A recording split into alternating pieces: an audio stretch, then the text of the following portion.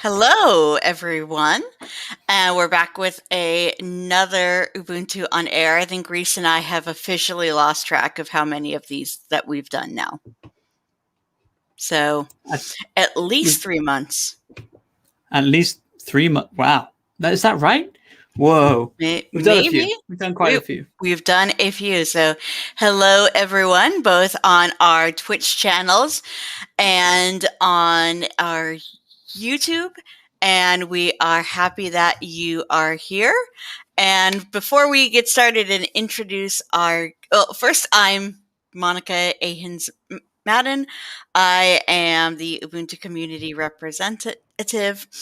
And this is Reese Davies, developer advocate for Ubuntu at Canonical. And what you are watching right now is Ubuntu on Air, where we talk about various different community things in the Ubuntu community. Mm-hmm. So we usually start out with, well, if you're watching this later, then this is old news, but right now it's new news. We announced the winners of our desktop wallpaper competition last Friday at the Indaba. And I do believe that Reese has a link. Perfect. So at the top two images will definitely be in the official image. And depending on room, we might be able to put some of the other ones in. So if you look at the blog post that I was just put in the chat, you'll be able to see the order in which we'll hopefully get things in. I filed the bug on Launchpad this morning, so hopefully we'll get news about whether or not we'll get more than 2 in there. But 2 guaranteed. The rest, the rest were amazing, and they did really, really well. Yeah, they were a lot of really great submissions. There were over 200 submissions to the contest, and the photography skills and the Blender skills and all the creativity was really great. So, and if you didn't get in the top 10 for this time, we're going to have a competition for 2204. So start brushing those creative skills up. So, everything okay, Reese? Oh, Reese, we can't hear you. We can't hear you. Okay.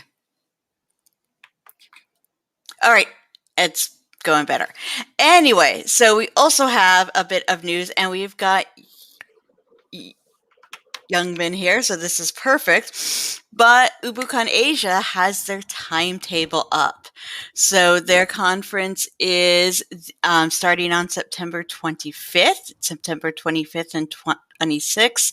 This is the first UbuCon Asia, and we are so excited for them. So they have the discourse post right there. Go check it out, and please just join them, support them, tweet it. Ken Van Dyne from the desktop team is going to be the keynote speaker. So it is going to be extremely good. And can you hear me now? Mm-hmm. And one of our pals in marketing did another little blog post about it. It's going to be pretty exciting. I'm excited to see what happens. Mm-hmm. I'm excited to see Ken's talk, and hopefully we'll get a couple of more. Hopefully they'll get a couple of more special guests even as well. The other bit of news is you'll be able to see in Discourse right now that the membership application process has finally reached the end of changing, and it's ready for new people to try it. The big change, as we've mentioned before, being how you sign the code of conduct and not needing to jump through some hoops to sign it and to get some GPG keys and all these kinds of things. And instead, it's a box you click. You click the box to sign the thing. You make a Discourse post to lay out your contributions to the community, and then you attend a meeting and hope for the best. And we already have our first 2 people applying for membership this way. Merlin, and who was it first? Roadhouse or Roadhosts? I hope I've said your handle right. And actually, they are going through this evening. And Yannick had a question for what about people who already signed it. Basically, what all this has done is your signature is still valid. This has just provided an alternate for those of us who struggle a bit with GPG keys. Naturally, if you're going for Motu or CoreDev, since GPG signing is crucial for that, you are going to have a GPG key set up. But this is merely, it's like the old way is still valid, so you can still do GPG key and a wiki page. That's still there. But if you want to do the checkbox and a discourse post for your accomplishments and for your testimonials, that is also an option. So we've just given people more options. Old ways are still good, but they're not the only ways now. It's just now there's hopefully an easier way. Mm-hmm. So I think that's all the news that we had, right, Monica? I think so. Okay. Yeah. Well then, without further ado, introducing our guest. Let me bring him on. And welcome to Andrea. Welcome to Ubuntu. Welcome to Ubuntu on Air. Hello, Monica. Hello, Reese. hello. Glad to be here. Hello. Yeah. Hello. Well, it's very good to have you here, both as a Canonicler who is part of the kernel team. And what is it that you do on the kernel team? So on the kernel team, I'm actually responsible of the development kernels, publishing the development kernels and maintaining them. That means what we do, basically, we get the kernels from either from kernel.org or Linux Git repository, and we apply what we call the source, Ubuntu source, that is a set of patches that we maintain that gives, it could be either some support for special hardware that we obviously support, or special bug fixes that are not applied upstream yet. And we maintain these patches, and we publish new kernels. So if you use like the latest Ubuntu versions, the new shiny bleeding edge Ubuntu, you're gonna use a kernel that comes from the development section of the kernel team, and it's the kernel that I maintain, and yeah, that's what I do. That's awesome. I'm sure there's a lot of people who are grateful. Yeah. This is what I do in my first life, like in my daytime life. Then I do something else. Yes, and it's something else that I think that kind of introduced you to me, because in your second life, you are a music streamer. Yeah, that's correct. It's it's pretty funny that we met like randomly, because I was streaming music, and then we realized that we were both working for Canonical. That was like, it always surprises me, like when I find colleagues that are like, oh wait, I know you. I know you in How did another that life. happen? How did that happen? Who found whom? Well, it happened because I have my friend Tyler Brown, who's really active in the Linux community, and who is the one that I met up. My husband and I met up with in Kansas City, and we drove out to Denver to meet Heather, who's on the desktop team and who will be our guest next week. And he introduces me to a lot of music streamers. And so he sent me a link to your stream. And I think he mentioned that you did something with Ubuntu. And I was thinking, oh, you're like a community member. That's awesome. And then I realized, like, wait a second. It's like, so this was after the first stream. It's like, wait a second. We both work for Canonical. And so once you came back from vacation, I reached out on Mattermost and was like, so I went to your stream yesterday. Yeah, that was funny. Like, yeah. And then it was like, Yeah, and I'm glad that you mentioned your nickname, like Community Time, because I knew you as your nickname. Like I didn't know your real name before. Oh, Mm-hmm. So if you would have said like, "Hello, I'm Monica," I'm like, "Monica who?" Like, Like, that's nice. It's like, what, you don't know who I am? And actually, Caffeinated Linux is in the Twitch chat, and that is Tyler. oh, yeah. So, Hello, yeah. Tyler. How you doing? I don't remember how I met Tyler. I think we randomly found each other on the Twitch music Mm-hmm. community, like either in my stream or any other stream. So yeah, that's cool. Yeah. And it's so, how did you get started streaming on Twitch? So my plan, like I said, I'm mostly a kernel guy. I'm not a professional musician. Music Mm-hmm. is just my hobby. So I actually plan to stream on Twitch, like programming sessions or kernel sessions, kernel development sessions, because I realized that I thought that Twitch was only gaming stuff. And I found that Case Cook, an awesome kernel engineer, started to do live streams on Twitch, showing how he was maintaining patches, applying some. He did a great stream for the. I don't remember what it was. I think it was the slab quarantine. It's basically a feature in the kernel allocator to clean up pages once they are freed and released to the system. And he did an awesome live stream on how this patch works and how to maintain that and test that.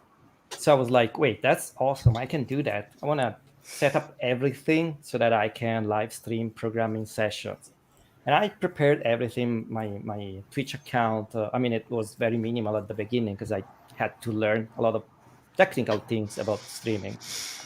And then I was basically ready to go live, but I wanted to have something, not saying like in a conference, but I wanted to be a little more professional because like I was feeling like, hey, I'm a kernel engineer from Canonical. I want to prepare something before just going live. So nice. I started to watch other streamers and found that a lot of streamers were streaming music, and I was like, wait, there's a musician community on Twitch. Whoa, that's cool. So let me try to as a test to see how all these things are working. Let me try to stream music first because I feel more confident. Like I don't care if I mess up with music because I'm not a musician. It's just my hobby. So I started to stream music, and then a lot of people were actually enjoying watching me. So basically, the result is that I ended up doing probably 2 or 3 programming lives, like 2 or 3 sessions of programming, and a lot of Mhm. other sessions playing the violin. So that's Wow, that's so. Mm-hmm. Do you think you'll? How many music streams have you done so far? How much have you? How long have you been doing this for? When did you So I start?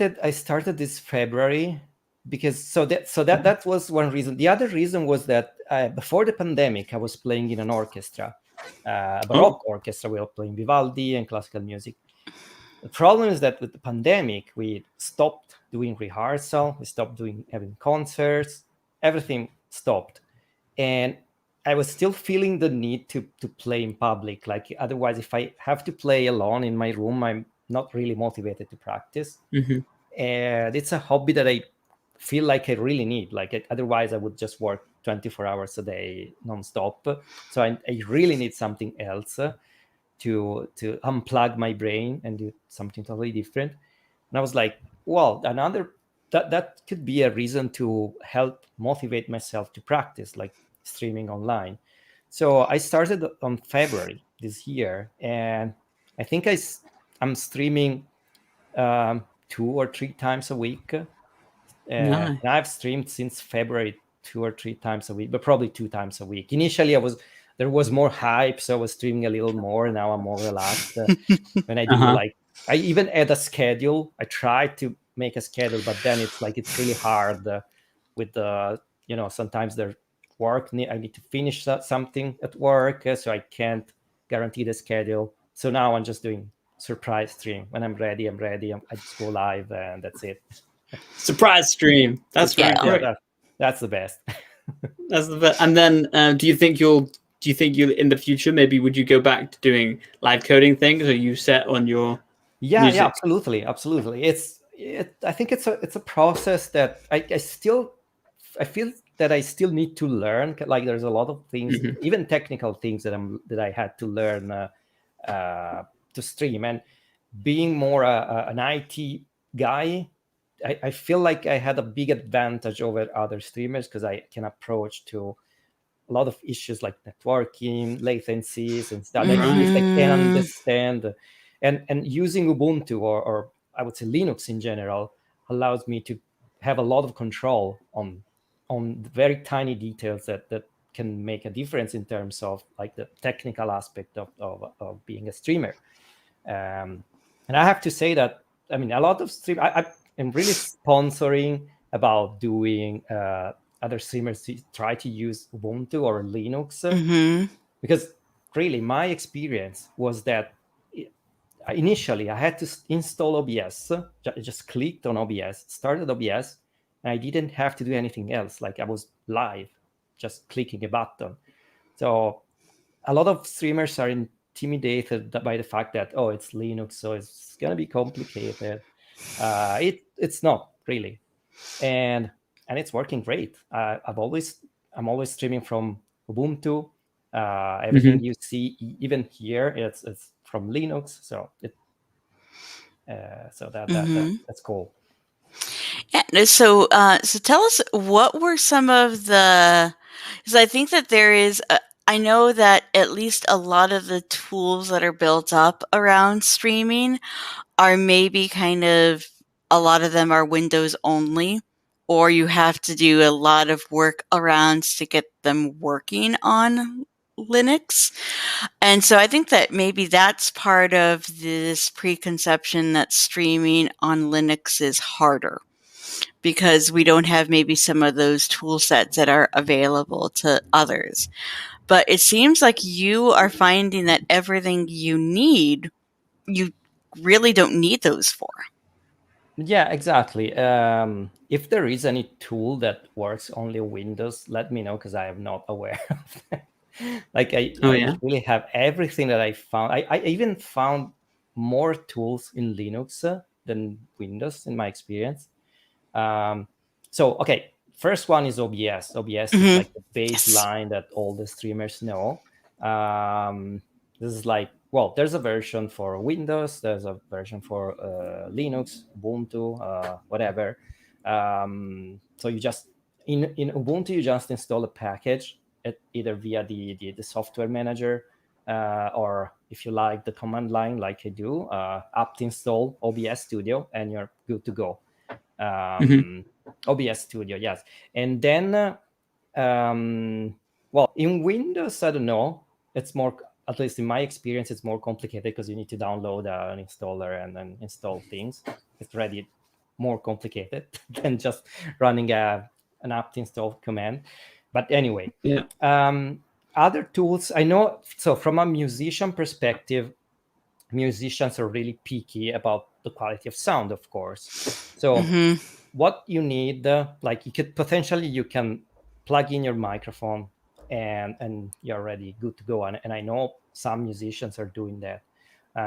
However, the quality of the audio is not like the best that you can get. So yes, you can get a really cool microphone or an expensive microphone.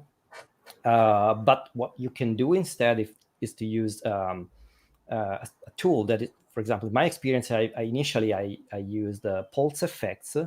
It's a really nice tool that is based on Pulse Audio.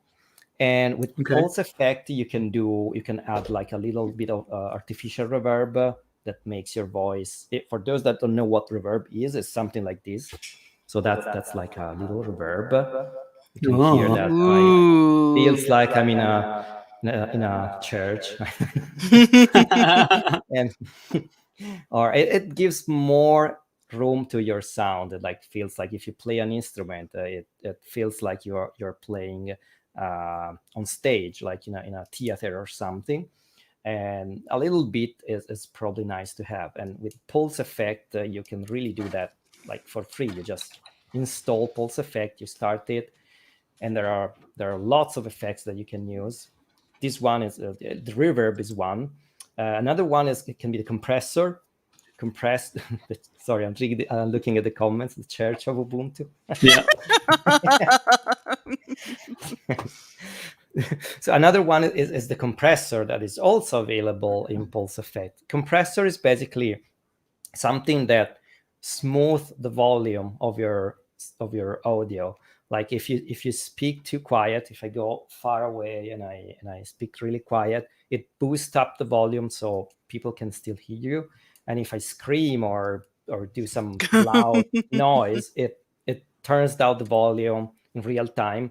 So it basically compresses the range of the volume of your audio and makes, in general, a better experience for the audience that is listening. Even just these two components are enough to like improve the quality of your stream, like from 0 to 100, like 100 times better. And and another one is the noise suppression. The noise suppression is another plugin that is in Pulse Effect. It means that if I have the fans for my of my computer, or if I'm running an AC, an air conditioning, it cuts out all the background sound. So if I stay quiet, you don't hear any other sound. But these are other tools and plugins to those tools, right? You can't do those things in OBS itself. You can do the noise suppression in OBS. Right. Yes. I think you can also do the compressor. My experience is that the noise suppression works great in OBS, and I've been using that in OBS. The compressor, I stopped using the compressor, and I can tell you why.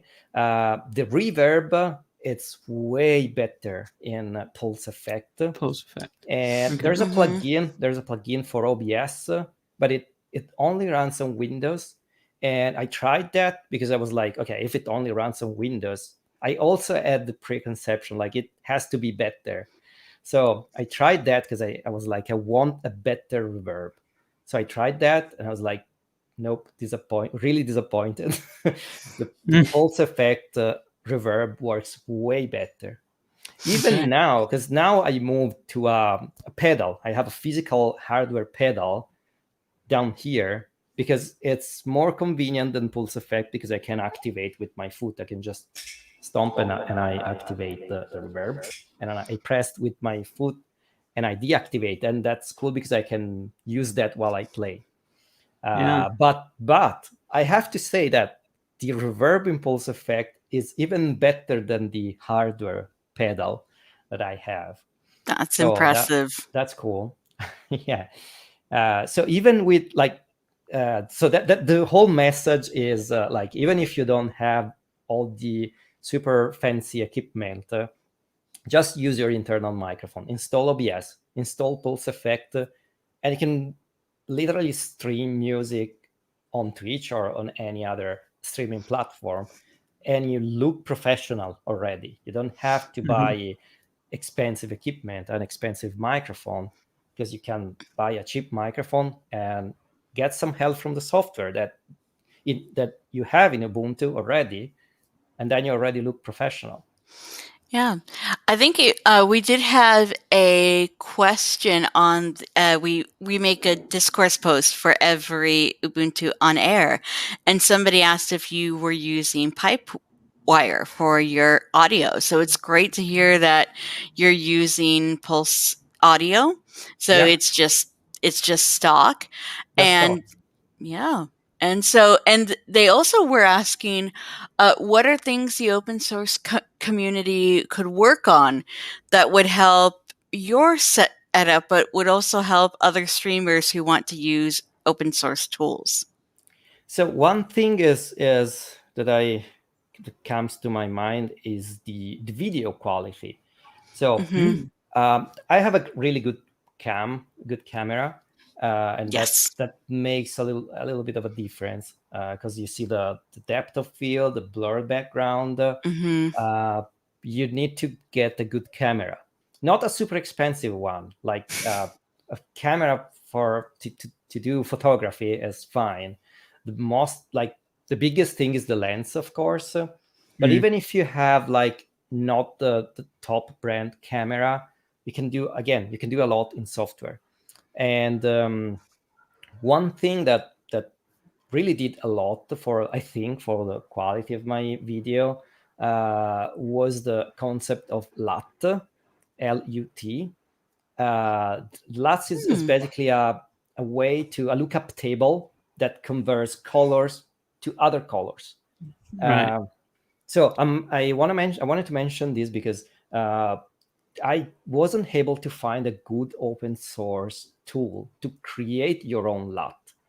There's GIMP that I started to use initially to create LUTs, but because there's a set of predefined LUTs that you can use that are made by popular photographers. So you can start using those, and it already makes a big difference. Yeah, for example, let me see if I can show you like... Yes, we love demos. Demos, yes, because otherwise I'm only... So let's see if I can... Maybe I should screen share. Yeah, let me screen share my OBS. I hope I'm doing fine. Okay, yes, window, sorry. So I'm gonna share my OBS and you can see something. So that's my so OBS nice. basically. Well, you probably see a lot two things here. That's my Twitch events and my Twitch chat, so that I don't have to open a browser to interact with Twitch. I see everything here. I have few basic scenes that I disabled now because I didn't want to show the Twitch events here. Okay. Well, but at the end you don't see, maybe you see some emotes if someone decides to spam emotes in my chat, or you see like this thing about the events, stuff like that. There's nothing special. No, but the thing that I wanted to mention is here this is the object that represents my camera. And yeah, and by the way, sorry, too many parentheses, but my camera is a mirrorless camera, so it's a camera for photography basically. But the way that I connected to my computer is I got a really cheap HDMI USB dongle on Amazon, $20, I think. So it's basically an HDMI acquisition card, and the camera is connected via an HDMI cable. And I just plugged in Ubuntu, and it's automatically recognized, and you don't have to do anything. So just plug in the HDMI card, and you get this video right here. So that's cool. So if you have an external camera, you can use that as a webcam. If you spend like $20, really, that's nothing.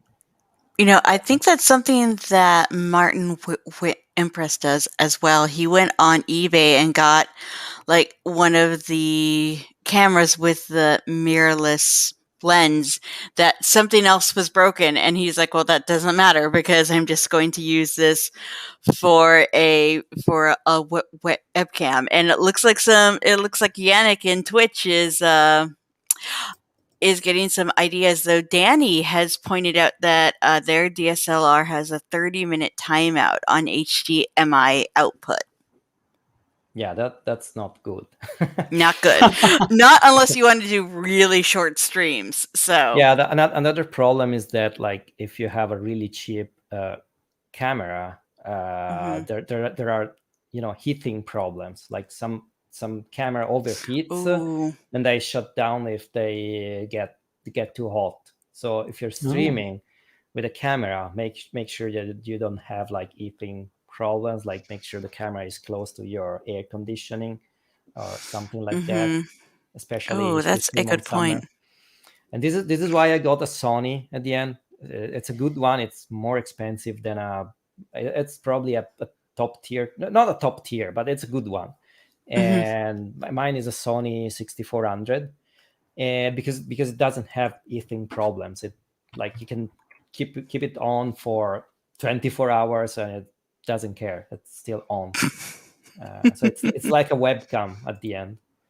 And nice. So I think that you were showing us about the LUT. The LUT, yes. So let me see if if you like, let me show you how I look like without the LUT. So basically that's how I look. It's not bad, but you see the colors are a little too saturated, maybe too yellowish, too warm. Yeah. And you adjust that with the color correction. But the color correction that is also in OBS as a filter, it basically you apply the same function. If you see the color correction as a function, you apply the same function to all the pixels. With the LUT, you can apply different functions to different range of colors. So, like this is with the LUT that I created, and it looks more natural. Like the colors, especially my face, like without it's yellowish. This is with the LUT. Oh, And wow. I couldn't do that without the LUT. Like I couldn't do that level of details just with the color correction. And one thing that I wanted to mention is that it's not like I couldn't find a good open source tool to create my own LUT, except for GIMP. But it's not with GIMP. You're not using your own LUT. You can reuse LUTs that are created by others. So I ended up using the DaVinci Resolve. Yep. It's a super fancy tool that is also used for Hollywood movies. And yeah, that's how I did my LUT. And I did some research, and I even started to write my own Python script. My own Python script to create my, because how it works. Well, I'll show you. Look, it's basically you need to get something like this. It's a color table. Oh. And it's actually quite expensive. This one is really cheap. I think it was $50 on Amazon, and it looks like this. You see, there's all the colors and all the gray tones. Basically, what you do, you take a video with this one. Better if it's in your face, is better. And then you pass this video or this image to a software. In my case, it would have been the Python script, but what I ended up using was the DaVinci Resolve. And then what the software tries to do is to match the real colors, because these one are standard colors. So you have the red, green, and blue arrays of values. So for each pixel in this table, the software is trying to match the real red, green, and blue values that are associated to the table. So basically, it's trying to make the colors look as close as possible to the real colors, because the camera is a natural color aberration or color altering. I don't know the real term. So that's something. It would be nice to have, like, maybe not a Python script like I was doing, but something, some tool, some open source tool that is focused on this. Like if I have a color table and I want to create my own LUT, because it really makes a difference. Like you can see, even if I have a pretty good cam, and without the LUT, it's still not like I feel like it's not good, the colors now. If I apply this, it feels way better. It's the difference is crazy. Like if you didn't have the LUT on when you joined, I probably wouldn't think anything of it. I'd think it looks normal, right? But when you turn it on, it does look a lot better. Yeah. That's insane. It's funny. Reese actually thought that Andrea's background was fake until he reached out and grabbed the penguin. Yeah, I do this like almost every stream. People are like, "Oh, is that a green screen?" No, I need to. So this is why I have the penguin. I can grab the penguin and move that to the camera. Here, I need to. Oh, okay. So maybe you've just gotten used to the question, and the green screen's everywhere around the penguin. Maybe you're faking it. That would be a lot of work. Don't know. Let me grab the book. Yeah. This one. Whoa. Okay, that changes things. Wow. Yeah, I was expecting it to the whole thing to swing open when you moved that book. That looked like a secret door. That was great. Door. I used to have something like that in my old house, by the way. Oh, wow. It was not a secret door. It was more like a door converted into a bookshelf. Okay, a secret door would have been awesome. Just saying. Well, that is, and so that's kind of like your one proprietary bit is the DaVinci Resolve for the LUT, and that seems like it was more to save you time and energy than anything else. Yeah, exactly, because it's like at the end I didn't really use the DaVinci Resolve to like I used I think 0.001% of the features. I just needed the one that was the feature that says match this color table. And I see people are asking. So this, if I have a link, this is called Spider Checker 24. Ooh. Let's see if we can maybe find that. I don't know if that's probably this is not the best. If you ask a real photographer, you can probably get a better one. But for me, I mean, this is the cheapest one that I could find, and it works great. Obviously, the results it's given you are pretty good. So I think, Yannick, for your purposes, yeah. And it looks like New Baroque is here in the Twitch chat. The famous violin streamer and is the one New Baroque is the one that introduced me to the LUTs. He's the nice credits to New Baroque. And he's an awesome violinist, by the way. So if you want to hear some good music, go on his Twitch channel. Exactly. So it's interesting. I think if there's I don't know if there's, and if you have questions about any of the OBS setup or tools or about how to build secret tunnels with bookshelves, certainly put them in the chat.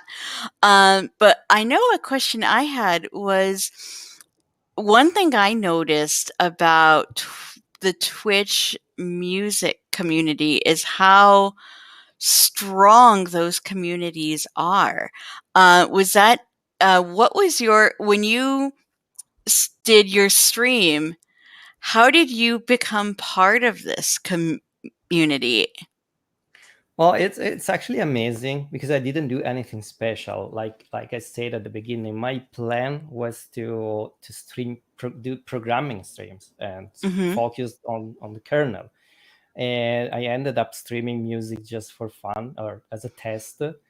And then I realized that a lot of other musicians, streamers were joining and cheering up and giving support. So I ended up following them. And it's amazing how the music community on Twitch is really open to the new streamers. And I got a lot of help and like I'm also helping, like I'm giving my technical skills to support other musicians. I for some of them I wrote some bots and basically Python scripts, some programs to have fun. And even for my channel, I have a lot of bots and robots and technical things. So and it's awesome. Like I got like New Baroque, for example, that is here. His like he shared with me his own arrangements, so I could play the music that he wrote. I arranged, and I did the same with I had some violin duets. I shared the music. So instead of, because it's nice because you can imagine like other musician streamers that are streaming the same things that you're streaming. There should be, they're like, okay, there should be a kind of competition, a natural competition. Instead, it's exactly the opposite. There's a lot of sense of community, and we're all willing to help new people to stream and enjoy and be. So it's a really great community. Actually, it reminds me a lot to the open source community when I started to do open source coding. It's really really nice. Yeah, because it was, I think you mentioned this in one of your streams the other day, is that you were sharing a piece of music written by video a string. Oh yes, string player gamer. Yes, yes. Mm-hmm. He's also a composer, and it was so kind to share one of his compositions, so that all I think it's shared with a lot of musicians, but mostly violinists, Mm-hmm. and also all the violinists can play are basically playing his music if the audience requests them. So that's really cool. It actually feels like, you know, the open source world when you share your code and you give your code to others, so others can take a look and maybe improve your code or give you suggestions or reviews. uh, and even sharing the music is really similar, like, because if I am a composer and I share the music to a great musician, a great performer, maybe I can learn a lot of the interpretation of my own music, because the great musician can give a particular interpretation, particular colors to the music that make the music way better than just me, you know, owning my own music and saying and not sharing the sheet music. I just sell the music. I don't know, something like that. Mm-hmm. Yeah, and it's just, I think that a lot of the creative kind of communities in Twitch, whether it's music or artwork, they really embody that feeling of open source, and you're right that it's more kind of like, by supporting each other, we're all going to do better. So it makes sense to do that rather than competing and kind of tearing each other down. And it is, I think, a lot of the things that we are trying to do kind of in our open source communities, and sometimes doing well, and sometimes we're still having issues, that at least this community, from what I've seen, is doing really well.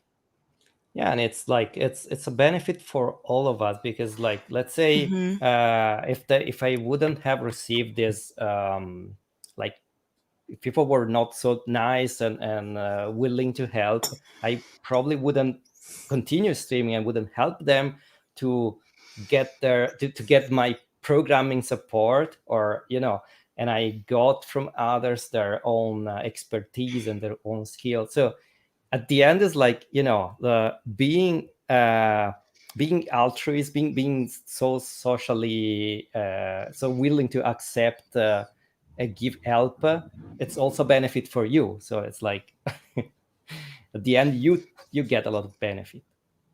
And when you give or receive help in this way, is it just a case of you turn up to someone's stream and talk to them in the stream during their stream, or do you help them in a different way and direct message them, this kind of thing? How can No, people help other people if they're listening?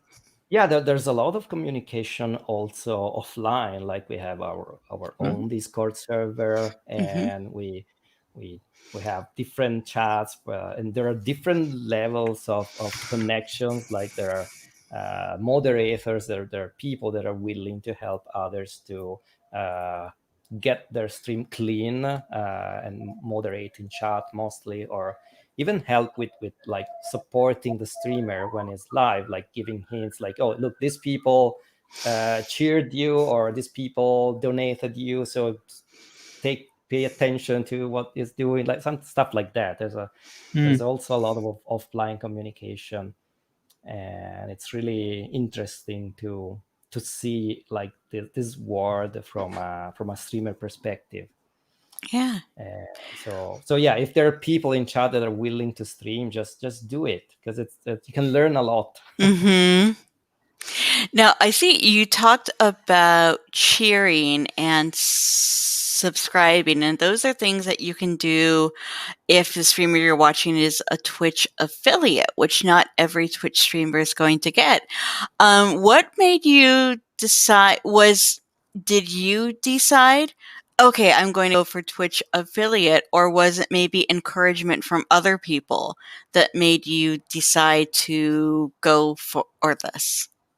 So that's an interesting question, because I decided, but only because I wanted to learn how the affiliate thing works. Like, I know as an affiliate, you only don't have the benefit of people subscribing, where subscribing means that audience can watch your stream without ads, and you get a revenue from that. You get some money from Twitch. So I wasn't interested in money. I'm still not interested in making money. I just decided to go affiliate because I had this nice experience about starting streaming, and I wanted to learn more about the technical aspect of streaming. So when I matched all the requirements, all the criteria to become an affiliate, I was like, it was feeling natural to me to become affiliate because I could unlock other features that I was curious to see how they were working. And it was like you can also, as an affiliate, you can upload your own emote. Mm-hmm. So I was like, I'm seeing all these wonderful little pasta emotes here. Okay, that's actually a fun story because I know a lot. I was like, I want to unlock the emotes because I want to get more into graphics. Let's share them for like design or something like that. I want to explore. And at the end, what I ended up doing was really lame. Like I didn't know what to, because people usually use emotes. Yeah, it's a nonsense. I agree. People use emotes based on something that they do on stream. And one day I decided that I wanted something. I needed to upload the emotes because I unlocked I became affiliate. So I was like, what am I going to upload? And I was so lazy because that day for lunch I could cook pasta. I like to cook pasta. And I just took a picture of my pasta with bolognese sauce, and I was like, okay, I can use that as a template for my emotes. But then I was like, yeah, but I am a musician, so what about the pasta? So I put the text. I opened GIMP, another open source tool. I opened GIMP. I put dance on top of the pasta and uploaded that emote, and it ended up being kind of viral because it's a nonsense. And a lot of musicians started to spam in other musicians the pasta dance emote. So now it's like a meme, like and people are spamming pasta, and you see musicians playing and there's floating pasta all around. So that's and then I was like, and it took me like literally, I think, taking the photo, editing in GIMP, and uploading took me no more than 10 minutes. So again, just install Ubuntu, click 2 buttons, and you are ready to stream like that. You don't need special equipment or special abilities. It's like, just for anyone watching live on YouTube right now or in the YouTube chat down the road, if you were in the Twitch chat right now, you'd be seeing a lot of different pasta remotes and things going by, and people talking about how the pasta must flow and pitching the pasta dance song. Yep. So if you're in YouTube, you're a little bit left out, but that's okay. Just go to Twitch and have a look. Yeah, we put those up there: the dance, sad, happy, and clap. Yeah. And, the thing is Twitch is very emote centric because like it pushes a lot to have emotes, and people are using emotes a lot. YouTube is more about actually I think I've never streamed live on YouTube. I have a YouTube channel, but I'm using YouTube only to upload videos. I haven't never streamed. I something that I also want to do, like, because I'm sure there are different settings about video encoding or the resolution that you want to use and latency. That's also another part that there should be a lot to talk about, like about the particular settings that you can use to get a clean and nice video and not lose packets. Oh, that reminds me, there was an audio question. Any tips on how to get good audio, or rather audio correction? Okay, so one thing, good audio, if we do just chatting like we do right now, and again, from an Ubuntu, I'm speaking from an Ubuntu perspective because I actually tried Windows, but my experience, my own personal experience, so I'm not saying this is not in general, my own personal experience with audio in Windows was terrible, like really. A lot of latency, missing packets, audio was cracking. I tried a couple of times and immediately went back to Ubuntu. So I was saying, if we're doing just chatting, literally the only thing that you need is like a decent microphone, and you can use the compressor and the noise suppression in OBS, and you already have a clean and nice audio for your voice. If you are a musician, what I would recommend you to use is to add some artificial reverb, if you like that, because it gives you more room. Especially if you're performing with a classical instrument, it feels more like you're performing on a theater or in a church, like someone was saying before. For that, you can use Pulse Effect. That is a stock tool available in Ubuntu. You just start it. You select the program that you need to process, that needs to process the audio, and it's really, really simple. One thing that I want to mention, in case you you are a musician and you want to use Pulse Effect, is that Pulse Effect is processing everything in software. So it's using buffers. When you have buffers, you have latency. So if you, like, initially, when I started to stream and I was using Pulse Effect, I had some synchronization issues, because sometimes I'm playing on top of a backing track. For the backing track, usually I play a video from YouTube or MuseScore or any other source of music that I can play with the browser or a media player. And when I was using Pulse Effect, the audio from my microphone was processed by Pulse Effect, but the audio that was coming from the backing track was not processed by Pulse Effect. So there was a natural desynchronization. The backing track was coming before my microphone. So what you can do is let me share the OBS again. If you see, you have a mixer here. Like here, I have my microphone, and this is the audio output. Basically, if I play something in my browser, you see that the bars here are going up and down.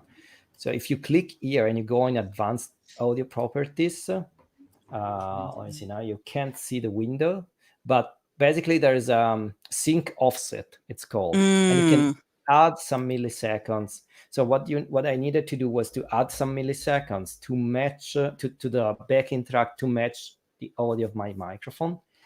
And the good thing is that you just need to add you just measure the amount of milliseconds that Pulse Effects takes to process the audio, and you add that, and you're perfectly in sync. One thing that you can do if you really want to be extra picky is that you can reduce the buffers in Pulse Effect, but you need to have a quite powerful machine, because otherwise, if you so, who activated Pastabot? Someone went in my chat. Oh yes. Yes, New Barok. Okay. So, no, I would say if you reduce the buffer, you have less. Pulse Effect has less time to process the audio, and in that case, one thing that you can do, you can install the low latency kernel that is available in Ubuntu. It's not a real-time kernel, but it's called low latency. Oh, that's what they use for Ubuntu Studio.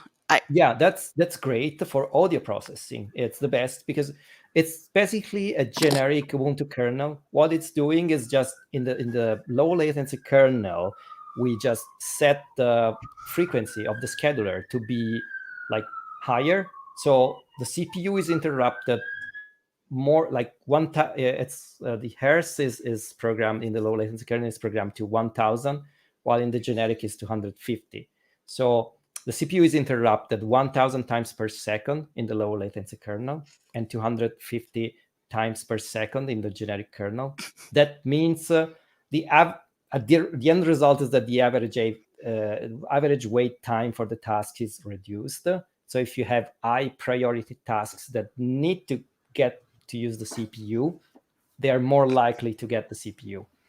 So audio processing, it means that you have like time requirement because you need to process packets with a certain deadline. Otherwise, you miss the packets, and your audio is cracking. You miss the audio.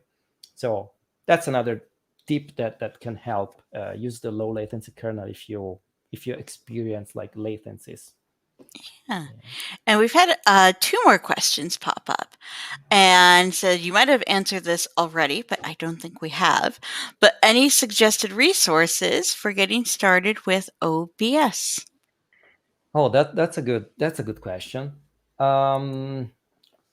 Personally, I think my knowledge of OBS comes only from watching videos on YouTube, but I don't. Well, if I don't remember any, like, there's not a single tutorial that explains how OBS works. I have to say it's not that difficult. You just need to start and play around with that. And the thing is that you need to start OBS. You can add a video source, an audio source, and you can play with the browser object. That is the cool things that OBS have. Mhm. You can add the browser source to your overlays, and then you can point the browser source to any URL, and you can include the content of the URL in your stream. So these are the 3 objects that, in my opinion, you just need to learn to use these 3 objects, and you can do everything. Don't need to learn all the other fancy features, at least in my experience. Cool. And another cool thing is that you don't have to go live to test OBS, because there's a Thank nice goodness. button. Yeah, there's a nice button that says start recording. You click that, and you can record a video locally, and then you can watch the video and Test it out. test it out. Yes. Yeah. Another question came in that was related to what you were saying before from Yannick about how do you monitor your backing track with the delay on? Recording. Just I the was recording right. videos. Yeah, I was recording videos, and then rewatching the videos, and I was like, oh, look, the backing track is coming too early. Because what you hear in your headphones is that you looks like you're synchronized, but you're not. Because one thing is the one that you hear from the locally on your feedback, and another thing is the final result, the video or the stream that is produced by OBS. So a good thing is to record yourself, and then, like, if the recorded video and with the audio is fine, then also your stream is fine, because at the end it doesn't change anything. Like, OBS produces a stream. You can either encode the stream in a file, in a video, in an MP4, or you can send it out to the network. The result is the same. So if you have a latency problem, it's before sending out the stream. Cool. Good to know. Good to know. And I think then we have time for one more question in the 2 minutes that we have. What are your favorite tags to find new streamers on Twitch? Oh, well, musicians, and I love to watch some how's it called, science and technology. There's a category, science and technology. Sometimes there are cool programming sessions, like people working on video games, or unfortunately I wasn't able to find any kernel programming tracks. That would have been awesome. Or more advanced programming. Mostly they're video game programmers, but sometimes it's cool to watch. Well, maybe, now that you've kind of got this started, maybe, you can kind of have that balance between kernel programming. And I think it's good to bring, like, sometimes, it's nice to see, like, people who bring their whole selves. And it's hard because I know that you wanted to kind of compartmentalize, but then you didn't get to. Yeah, exactly. No, but that's fine. I love to do also programming things. I mean, and I bring like right now, I think I bring more the final result, like the little robots, like this one. This is a robot TwitchBot.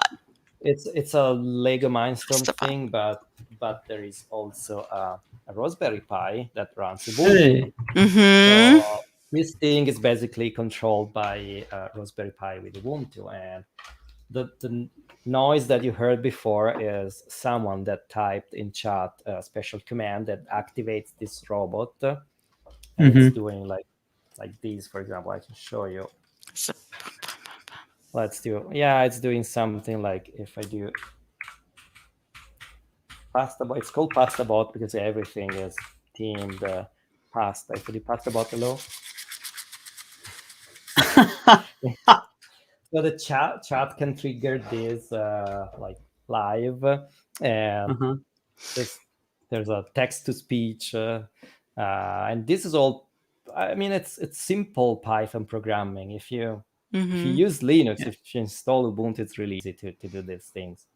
You just need a Raspberry Pi, a few things like a Lego Mindstorm or something similar, and you're good to go.